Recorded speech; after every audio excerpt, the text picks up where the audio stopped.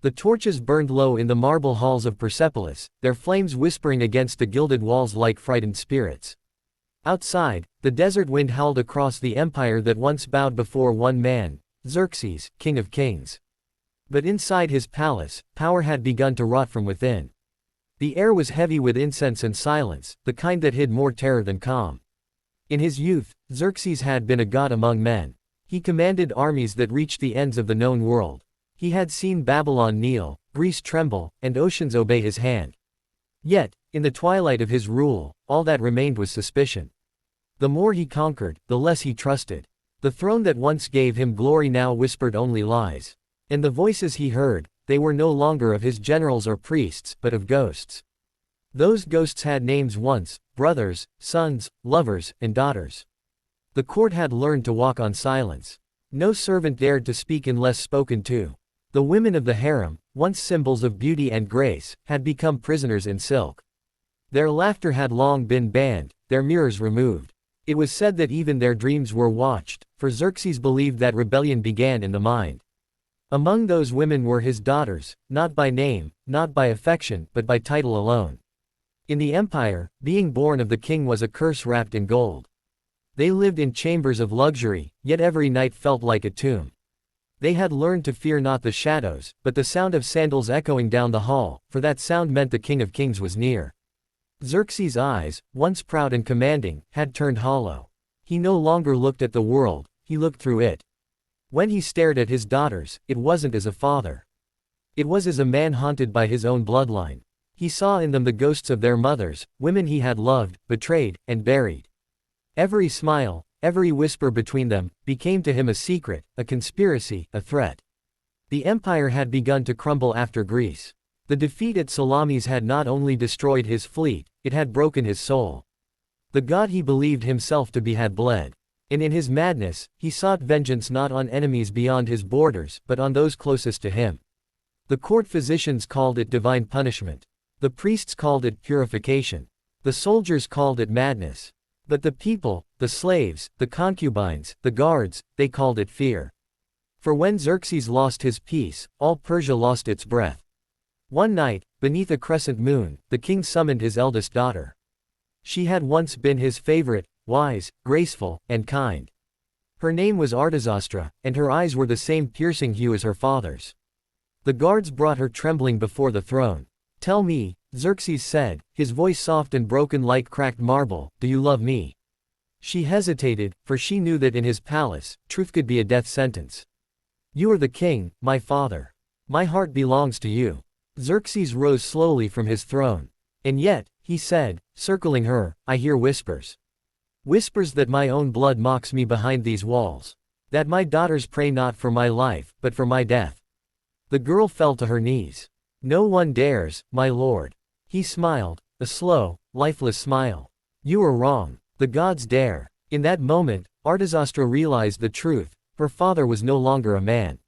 He was a storm wearing a crown. He was something that even the gods pitied. The guards took her away, and by morning, her chambers were empty. No one saw her again. Her name was erased from the scrolls, her portrait destroyed, her existence forbidden to be spoken of. It became the law of the palace. No one was to mention what the king had done, or to whom. And yet, the silence was louder than screams. Over the following moons, the king's mind sank deeper. He stopped trusting his council, his generals, even his food tasters. He replaced them all with shadows, spies who reported lies to please him. Every day, he ordered purges. Every night, he prayed to Ahura Mazda for forgiveness, though he could no longer tell if he prayed for his sins or for his victims. His harem became a labyrinth of whispers. Daughters hid behind screens, clutching one another, waiting for the sound of sandals. The eunuchs spoke in riddles, the servants moved like ghosts. One daughter, the youngest, Mandana, was different. She had not yet learned fear fully. She still believed her father could be saved. She would leave small notes on his throne, written in trembling ink: "Remember when you called me your sunrise?" Or, "Do you still remember the gardens of Susa?" Sometimes, Xerxes would read them. Other times, he would tear them apart, trembling, muttering to himself that the handwriting was cursed. But one dawn, when he found her asleep by the door to his chamber, clutching one of those notes, something in him cracked. He did not strike her. He did not call for guards. He simply looked at her face, soft and peaceful, and for a moment, saw the past, the young prince who once believed the world could be ruled by kindness. And then the moment vanished. Because power, once it corrupts, does not return to mercy, it feeds on fear to survive. Xerxes convinced himself that his daughters were the reason his empire trembled. He believed that his own blood was cursed, that the women in his palace were carrying the spirit of rebellion. And so began what the scribes later called the cleansing of the bloodline. One by one, the daughters disappeared. Not in battle, not in exile, but within the palace itself. Their names vanished from records, their servants reassigned, their chambers sealed. The people whispered that their souls were sacrificed to restore the king's favor with the gods. Others said Xerxes simply could not bear to see the reflection of his past sins in their eyes. The harem became silent. The laughter of children, gone. The sound of zithers and flutes, gone. Only the slow echo of guards remained, and the crackling of the torches that burned without warmth. At night, Xerxes would wander through those empty corridors, touching the silk curtains where his daughters once played, whispering their names under his breath as though the walls might answer. Artazastra, Mandana, Amestris. He no longer knew if he wanted forgiveness or oblivion. His court grew terrified to even breathe when he passed. The empire was still vast, but its center had turned to ice. One evening, a foreign envoy from Egypt arrived, bringing gold and a slave girl as tribute. The girl was no older than 16, trembling beneath her veil. When Xerxes lifted it, for an instant, he froze. The girl's face, delicate, frightened, but defiant, reminded him of Mandana. Something in his heart twisted. Not love, not guilt, but the unbearable weight of what he had lost. He dismissed the envoy and commanded that the girl be brought to the inner palace. The court grew colder still. Some said he sought to replace what he had destroyed. Others said he was testing the gods, to see if they would punish him again. In those last days, no one dared to look into the king's eyes. They said if you did, you would see the ghosts of his daughters staring back. And still, every night, the torches burned, flickering over walls that had witnessed too much, walls that held secrets so dark that even the wind refused to carry them. By the time the sun rose over Persepolis, the empire had already begun to whisper of rebellion. And deep in the marble corridors of the harem, one voice, faint but fierce, whispered a promise. The King of Kings will answer for his own blood. The dawn that broke over Persepolis after the cleansing was pale and sickly, as if even the sun hesitated to look upon the empire. The city still bowed to its ruler, but the air trembled with dread. The bazaars were quieter, the temples emptier. Soldiers patrolled the streets with hollow eyes. And at the heart of it all, behind golden gates and stone lions, the King of Kings sat alone, staring into a goblet of wine he no longer tasted. Xerxes had become a shadow of the conqueror the world once feared. His beard was streaked with white, his hands, once strong enough to hold the scepter of the world, now trembled when he lifted it. Nights no longer brought rest. When he closed his eyes, he heard voices, whispers that no priest could silence. They called him by name, the way only family could. Father. At first, he thought it was the wind. Then the sound began to take shape, laughter, faint as silk brushing marble, echoing through the empty harem halls. He ordered his guards to search the chambers. They found nothing but shadows and memories. Yet each night, the voices grew clearer. He began to light torches in every corridor, burning oil until dawn. But the fire only made the shadows dance, and sometimes, in the corner of his eye, he thought he saw them, white figures gliding past the curtains, faces pale as moonlight. The high priests told him it was the gods. The healers told him it was madness. The eunuchs said nothing at all. But in his heart, Xerxes knew. One night, as the wind screamed outside, he stood before a mirror, the same one he had ordered hidden years ago. He stared at his reflection, and for a moment, the face that stared back was not his own. It was hers, Artazastra's. Her eyes calm, accusing, her lips parting as though to speak. He shattered the mirror with his scepter. You were the disobedient one. He roared to the empty hall. You turned against me. The echo came back softer. You turned against yourself. He fell to his knees, his crown clattering across the floor. I am the King of Kings, he whispered, though the words no longer had power. From that night, he stopped attending council. He forbade the musicians to play. He sealed off the harem entirely, though he continued to hear footsteps inside. The guards swore no one entered or left, Yet still, faint laughter and whispers drifted out after midnight. Rumors began to spread beyond the palace walls. Some said the royal daughters had returned as spirits, haunting the corridors to punish their father. Others believed that Xerxes had never killed them at all, that he kept them imprisoned somewhere beneath the city, their cries echoing through the stones. But the truth was far darker. The king's madness had become his own empire, invisible, endless, and filled with ghosts. He began to speak to them as though they sat beside him at banquets. He poured wine into empty cups, addressed invisible faces, and scolded servants for ignoring guests who weren't there.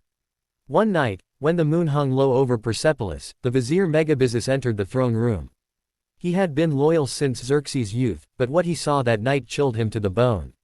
The king was seated alone, the table set for a feast. But across from him were 4 empty chairs, each with a plate of untouched food and a goblet of wine. "They've returned," Xerxes whispered, without looking up. "My daughters. They forgive me now. Don't you see them?" Megabyzus could not speak. The king turned to him with a weary smile. "I was too harsh," he murmured. "But they understand now. The gods told them to come home." He raised his cup as if to toast, and for a moment, Megabyzus thought he saw something move in the corner of his eye.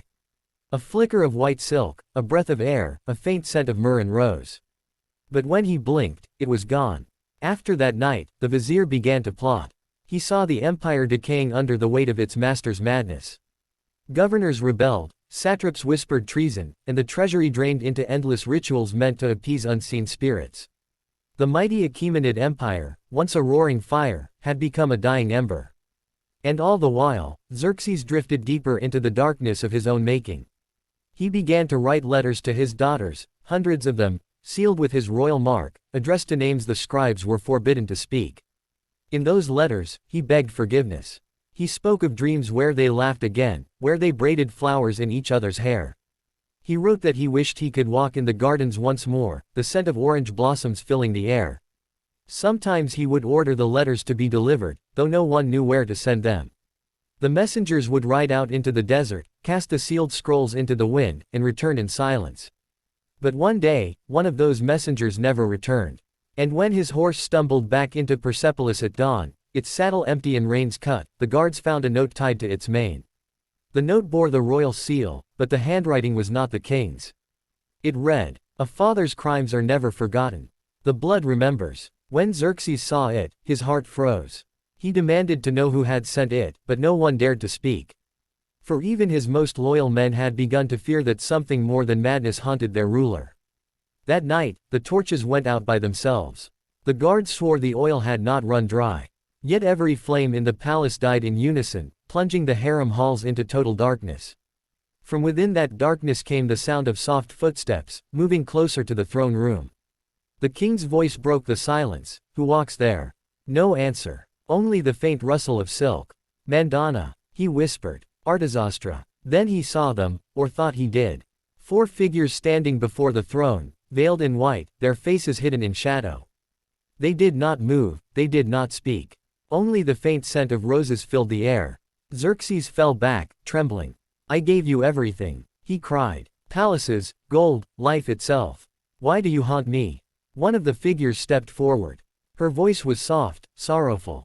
"Because you took what you could never give back." He covered his face. "I had no choice. The gods demanded." "The gods never asked for your cruelty," she whispered.